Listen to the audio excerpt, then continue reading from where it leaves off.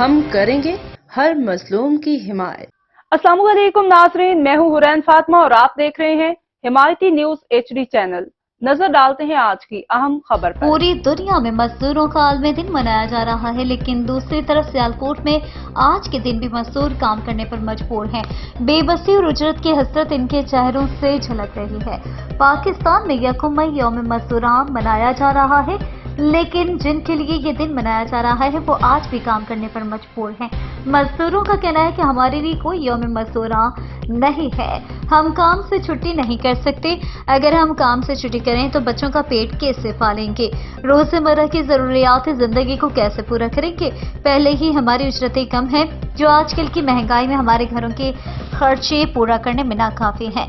ہماری حکومت بالا سے درخواست ہے کہ ہماری اجرتیں بڑھائی جائیں تاکہ ہم بھی ایک دن اپنی بیوی بچوں میں اچھے طریقے سے گزار سکیں۔ اب تک کے لیے اتنا ہی۔ مزید خبروں اور اپڈیٹ سے باخبر رہنے کے لیے دیکھتے رہیں حمایتی نیوز HD چینل۔